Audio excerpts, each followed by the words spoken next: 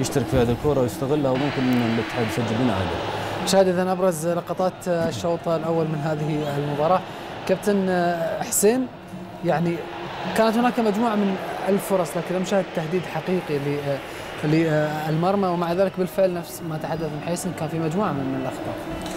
يمكن أنا في وجهة نظري هذه من أفضل المباريات اللي شفتها في التنظيم الدفاعات بالنسبة لفريق الاتحادي.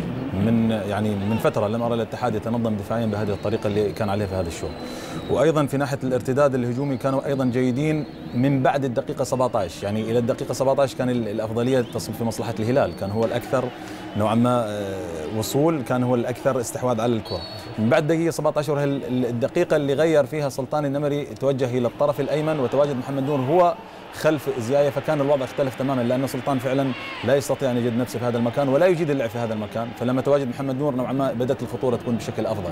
الأمر الآخر يعني رب ضارة نافعة، وجود سلطان، وجود الصقري في جهة اليسار بالإضافة لمشعل صعبوا الشيء الكثير لويلي هامسون، بحيث انها اصبحت المراقبه مزدوجه بشكل كبير على اللاعب. ولاحظنا ان فعلا اكثر اللعبات اللي في وسط الملعب يكون فيها استحواذ بالنسبه للفريق الاتحادي، فكان في هنالك سهوله للوصول لمرمى الهلال اكثر بكثير مما كان في سهوله للوصول لمرمى الاتحادي، اللي كان فعلا رجوع كبير للاعبين وتنظيم دفاعي جيد. وكان ايضا بالنسبه للناحيه الهجوميه كان ايضا ارتدادهم من بعد الدقيقه مثل ما قلت لك 17 كان في افضليه. ايضا اسهم في ذلك التنظيم الدفاعي في هذه المباراه بالنسبه للهلال، وان كان هو استمرار للمباراتين السابقتين، مباراه النصر واقصد بذلك عندما يدخل في مرمى الفريق تقريبا 4 أهداف، فتتكلم هذا يعني التنظيم الدفاعي بمعناه ان الهلال في الفتره الاخيره دفاعيا ليس بالشكل الجيد، فبالتالي كان هنالك في وجهه نظري افضليه اتحاديه نوعيه بالنسبه لهذا الشوط. 4 أهداف في مباراه واحده مع النصر، وفي مباراتين مقابل 18 هدف في الدوري، تقريبا ربع الاهداف اللي تسجلت في مرمى الهلال في الدوري ككل سجلت في مباراتين مع النصر. كابتن نواف، ان كان حسين يتحدث عن ان هذه مباراه واحده من افضل المباريات من الناحيه الدفاعيه، من ناحيه التنظيم الدفاعي للاتحاد، اعتقد على العكس بالنسبه للدفاع نادي الهلال. الاستمرار على نفس الاخطاء، الوقوف على خط واحد مشكله كبيره جدا، خاصه اذا كان في مهاجم سريع يستطيع انه من خلال خطوه خطوتين يفرق ويسجل هدف. شاهدنا زياية في اكثر من كره، مهاجم ضد مدافع، ايضا في كره اخرى اللي يرجعها اسامه هوساوي لحسن العتيبي.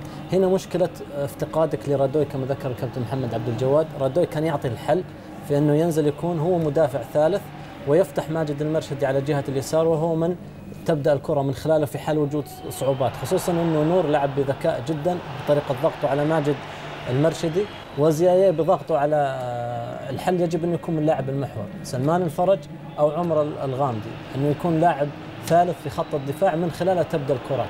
شاهدنا الاخطاء الدفاعيه في طريقه فتح ليونغ على اليمين بشكل مبالغ فيه، والزوري ايضا على اليسار، وشاهدنا الكرات المقطوعه بفضل الدفاع المتقدم من بدايه من سعود كريري ومناف بوشكير، ضغطوا في وسط الملعب ضغط جدا مميز، جير هذا الضغط لصالح فريقهم. شاهدنا كرات في وسط الملعب مقطوعه كثير من الفريق الهلالي. لم نشاهد نيفيز ولا ويلي في التسديد من خارج المنطقه. بالنسبه لويلي في عكس الكرات، لي يونغ يجب انه يستغل الضغط اللي معمول على ويلي في الاختراق سواء من العمق او تحرك ويلي للعمق وترك الطرف ليونغ. يجب ان نشاهد لاعب على لاعبين. الزوري ايضا شاهدنا في اكثر من كره لا يصعد من الناحيه الهجوميه. الفريق الهلالي كان حذر اكثر من اللازم. شاهدنا كابتن محمد عبد الجواد 80% تقريبا من هجمات نادي الاتحاد كانت من الجهه اليمنى للاتحاد، اليسرى للهلال. لانه يعني مصدر القوه في نادي الاتحاد هي الجهه اليمنى اكثر شيء، لانه